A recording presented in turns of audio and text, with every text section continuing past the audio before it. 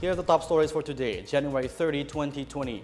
Malacanang expresses concern over the rising number of suspected cases of novel coronavirus or n-CoV in the Philippines. President Duterte reiterates his vow that there will be no sacred cows in the fight against corruption. Chinese tourists ask for a visa extension for fear of overstaying amid the n-CoV scare in other countries. And the DOH gets test kits for testing samples of suspected coronavirus cases.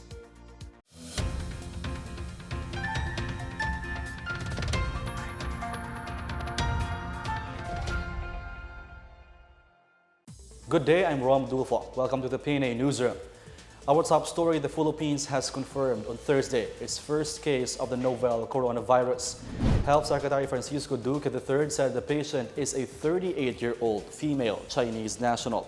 The woman arrived from Wuhan, China, the epicenter of the outbreak, from Hong Kong on January 21. The patient positive for the disease is in a Manila hospital. Her condition was confirmed following tests done in Melbourne, Australia. The patient was reportedly admitted to a government hospital on January 25 due to coughs and had not shown other symptoms. The virus originated in Wuhan, China, and has been reported in countries including Thailand, South Korea, Japan, Cambodia, Malaysia, Singapore, the US, Canada, France, Germany, Sri Lanka, and Australia. Malacanang has expressed concern over the rising number of persons under investigation for the novel coronavirus or 2019 n-CoV. Presidential spokesperson Sal Panelo on Wednesday said the president has instructed the Department of Health to study and evaluate procedures taken to stop the entry of the disease. Panelo reminded the public to practice safety precautions against the virus, including frequent hand washing, avoiding symptomatic individuals, proper coughing etiquette, drinking enough water, and seeking immediate medical help when experiencing symptoms. The order takes effect as health officials on Thursday confirmed the Philippines' first 2019 n-CoV case. The patient was identified as a 38-year-old female Chinese national. The DOH announced in a press con Thursday there are 29 persons under investigation. Reports earlier showed that a Chinese suspected of having the deadly virus has died at San Lazaro Hospital due to pneumonia. Meanwhile, Health Secretary Francisco Duque says he will recommend the expansion of travel restrictions, not just travelers from China's Hubei province, but other affected areas as well. Duque, however, assures that the Department of Health has scaled up its response to the public health threat. President Rodrigo Duterte said he was amenable to repatriating Filipino workers in Wuhan and the rest of Hubei province in China amid the novel coronavirus outbreak, as long as there are health precautions in place. The president made this remark after health experts advised against the repatriation of Filipinos as it would increase their exposure to the deadly virus. He said he pitied Filipino workers who begged the government to repatriate them for fears of their lives, so it was natural to help them.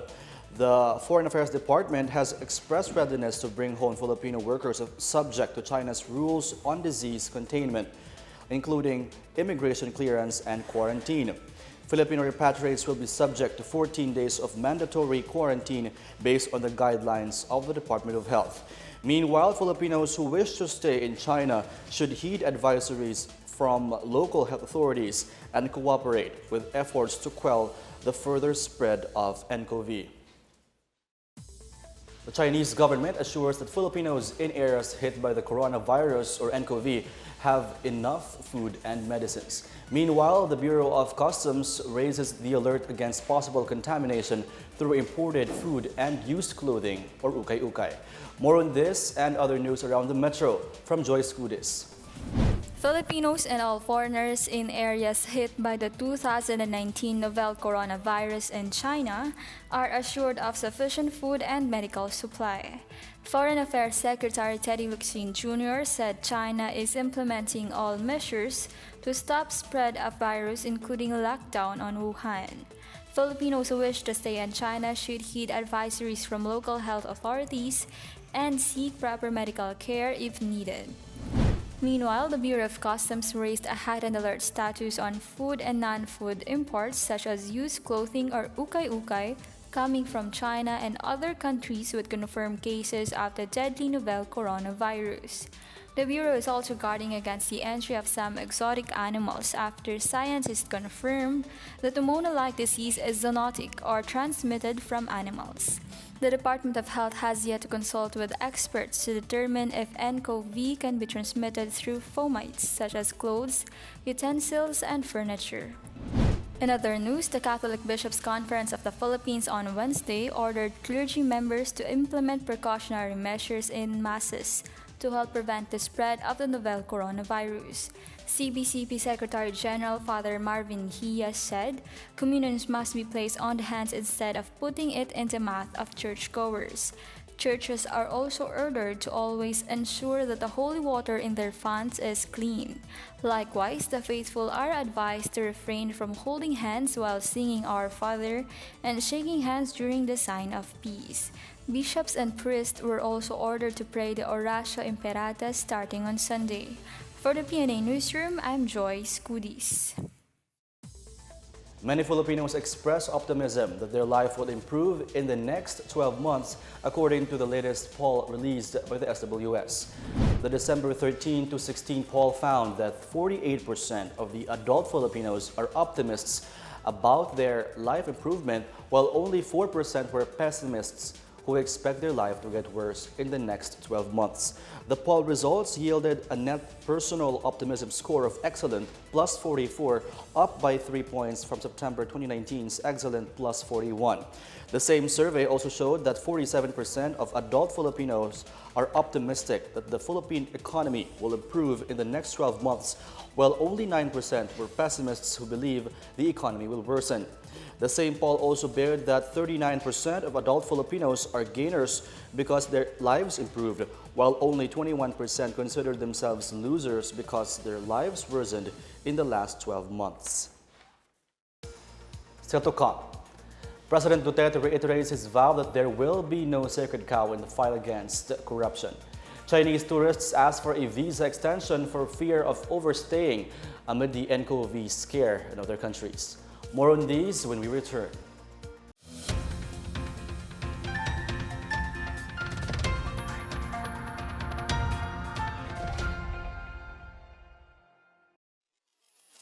Ito ang Duterte on Duty. Ulat sa ginagawa ng Presidente. January 4, Sabado, Quezon City. Dumalo si Pangulong Rodrigo Roa Duterte sa Change of Command Ceremony ng Armed Forces of the Philippines. January 6, Lunes, Malacanang.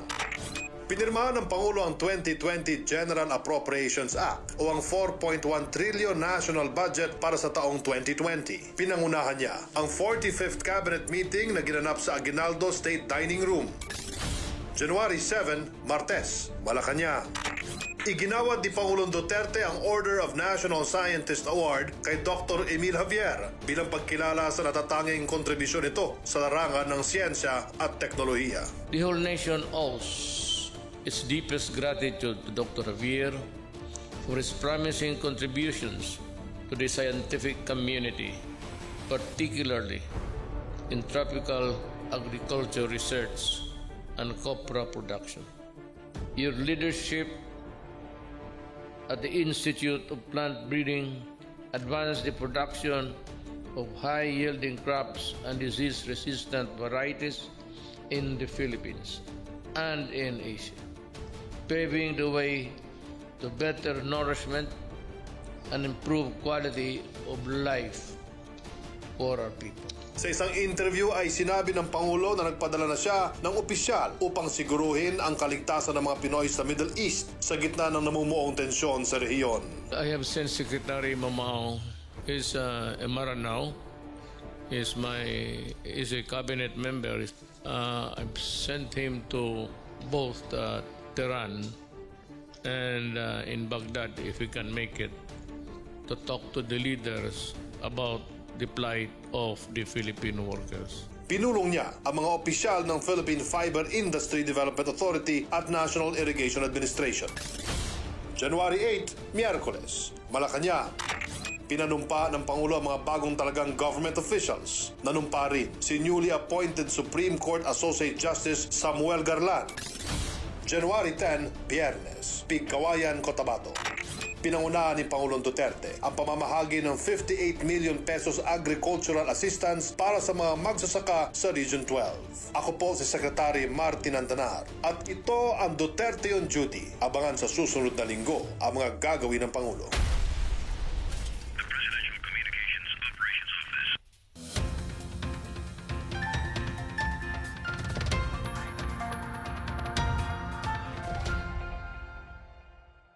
President Duterte reiterates that there will be no sacred cow in the fight against corruption in government.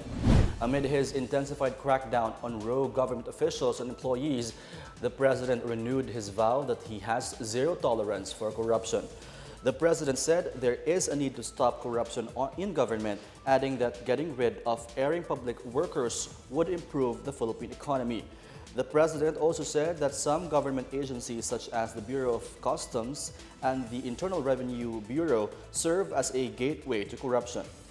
The president cited several agreements that are detrimental to the country, such as the concession agreements with Manila Water and Maynilad and the rental of Techno Hub in Diliman, Quezon City.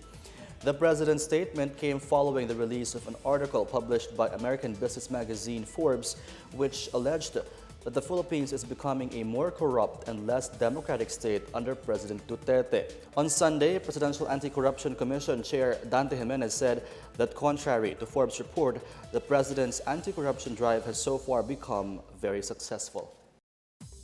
2 weeks after the Taal volcano's eruption in Batangas, at least 8,390 families have returned home from evacuation centers.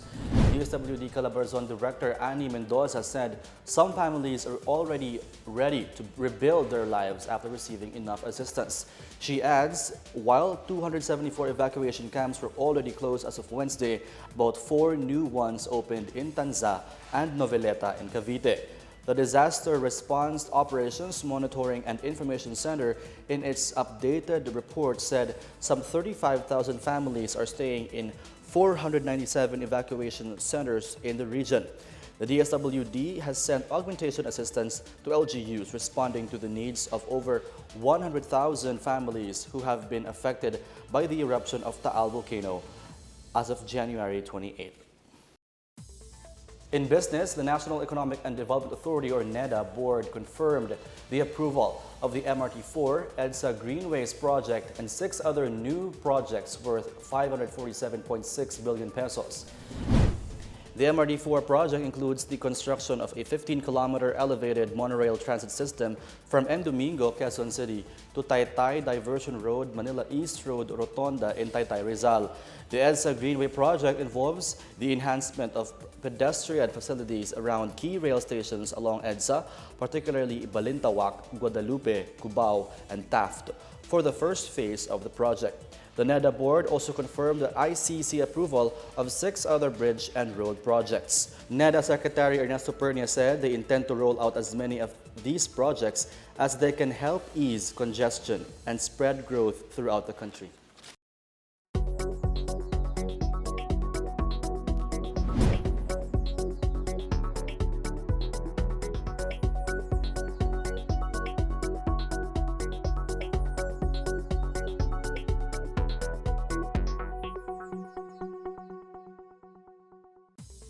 Health officials in the corollary region have joined efforts to stop the spread of the novel coronavirus or n-CoV. Meanwhile, Chinese tourists in Dumaguete asked for a visa extension amid the coronavirus scare in other countries. More on this and other news from the provinces from Janice Cave. The Department of Health Cordillera Administrative Region has assured that major hospitals in the region are ready to accept patients suspected of contracting the 2019 novel coronavirus. The SLU Hospital of the Sacred Heart, Notre Dame de Chartres Hospitals, Pine City Doctors Hospital, and the Baguio General Hospital and Medical Center are equipped with facilities to extract samples from suspected nCoV carriers. The Far North Luzon General Hospital and Training Center in Luna, Apayao, and the Conner District Hospital in Conner Town are also ready for such patients. The DOH CAR assured that the region still remains free of the 2019 nCoV. In Dumaguete City, several Chinese tourists are seeking visa extension from the Bureau of Immigration amid the global scare of the novel coronavirus. The tourists, whose next stop was supposed to be Vietnam, said they are fearful that Vietnamese authorities would no longer receive them. They expressed hope that the Philippine government will allow them to extend their stay. BI employees confirmed that several Chinese nationals have already visited their office asking for the same consideration. In Bacolod City, Vice Mayor Elcid Familiaran urged residents here to avoid patronizing misinformation on social media about the novel coronavirus. Familiaran issued the call as Bacolod continues to be free of the n-CoV amid false reports about a foreigner being treated for the infection in a private hospital in the city. On Tuesday afternoon, the Riverside Medical Center issued a public advisory denying claims that an n-CoV patient has been admitted to their facility. The RCMI advised the public to be vigilant and rely only on official statements and announcements from the DOH and from the hospital. For the PNA Newsroom, I'm Janice Cave. Up next, the DOH gets test kits for testing samples of suspected coronavirus cases. And a town in Pangasinan celebrates their watermelon harvest. The PNA Newsroom returns after these reminders.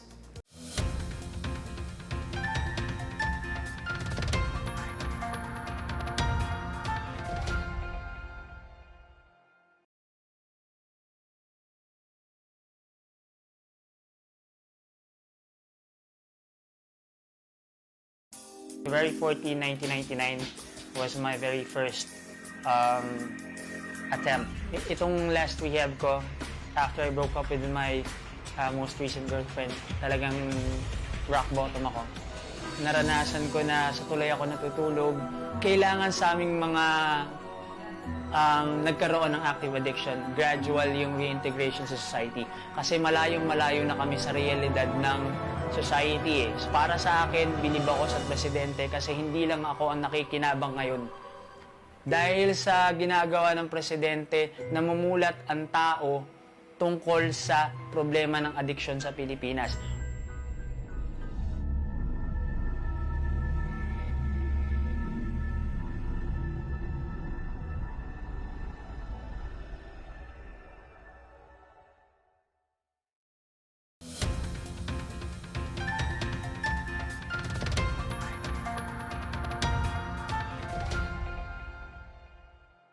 The Health Department on Wednesday said the primers or confirmatory test kits used for persons under investigation for potential n-CoV have arrived in the country.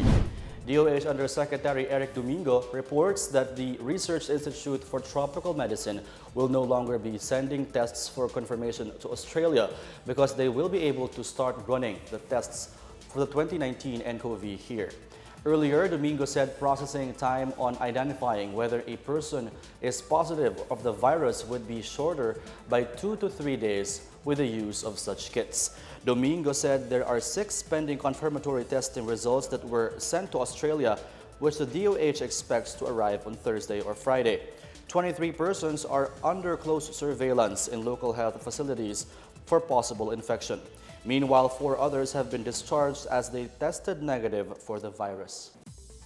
In our foreign news, the death toll of the outbreak of the new coronavirus 2019 in China has reached 170, and over 7,000 cases of infection have been confirmed so far. At least 162 were reported dead in China's Hubei province, the epicenter of the outbreak, from about 4,500 confirmed cases in the province by the end of Wednesday. New coronavirus cases were confirmed in all Chinese provinces except for Tibet. Meanwhile, the UAE Health Ministry on Wednesday reported the first case of the novel coronavirus in the country. The infected person is in stable condition and under observation. The Tourism Department has earmarked a total of 340.7 million pesos for Iloilo's tourism infrastructure development through the Tourism Infrastructure and Enterprise Zone Authority. Tourism Secretary Berna Romulo Puyat said TIEZA made sure that Iloilo will have the DOT's steadfast support in terms of tourism infrastructure development. She said the TIEZA board had recently approved the allocation of 135 million pesos for for the restoration of 3 landmarks in Iloilo, namely Arevalo Plaza, Molo Plaza, and La Paz Plaza. A portion of the total funding will be allotted for the rehabilitation of the historical Haro Belfry, the construction of a tourism information center and tourist rest area in Esplanade 3, the improvements of Iloilo Convention Center, and the development of the Sunburst Park. Romulo Puyat recently led the ceremonial lighting of Calle Real, called Illumination, as one of the highlights of the Nagyang Festival. She also met with Iloilo tourism stakeholders to discuss digital tourism, DOT accreditation, and Iloilo flight connectivity, among others. Residents of Bonnie Pangasinan took the time off to enjoy locally grown watermelons in their annual Pakwan Festival. The town hopes to promote their authentic watermelon and improve the quality of their produce. Laid Gabagani with the story. Residents, officials, and visitors of Bonnie Pangasinan feasted on some 1,680 slices of the sweet Bonnie watermelon on Wednesday as part of the 7th Pakwan Festival. Municipal Agriculturist Jeffrey Pamos said the slices of watermelon distributed to the people who attended the mass-eating event were from 200 pieces of Bonnie watermelon.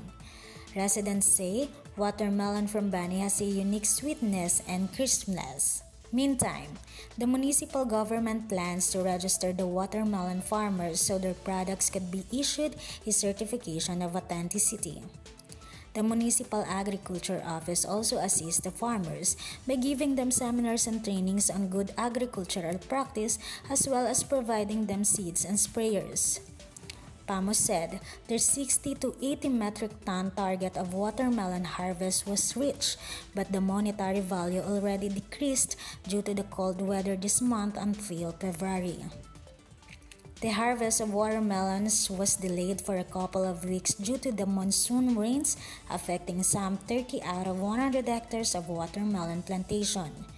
Pamos said despite the delay in the harvest of town's watermelons along with the low pricing, there is still a lot more to be thankful for.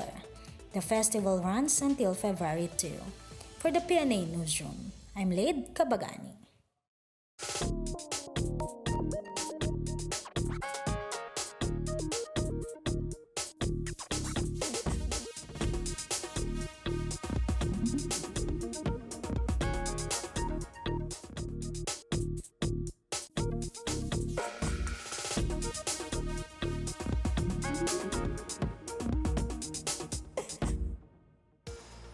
Let's take another look at today's biggest stories. Malacanang expresses concern over the rising number of suspected cases of novel coronavirus or n-CoV in the Philippines. President Duterte reiterates his vow that there will be no sacred cows in the fight against corruption. Chinese tourists ask for a visa extension for fear of overstaying amid the n-CoV scare in other countries. And the DOH gets test kits for testing samples of suspected coronavirus cases. Thank you for watching another episode of the PNA Newsroom. To check more news content, check our webpage or follow the Philippine News Agency's Facebook and Twitter accounts. For more news about the government and how it serves Filipinos, look for these hashtags on all our social media platforms and websites. We are shown on the pages of the PCOO and its attached agencies. Also watch us on television on PTV4 and IBC 13. And that's daily dose of the biggest stories that you need to know from the PNA Newsroom. I'm Rom Dulfo. Good day.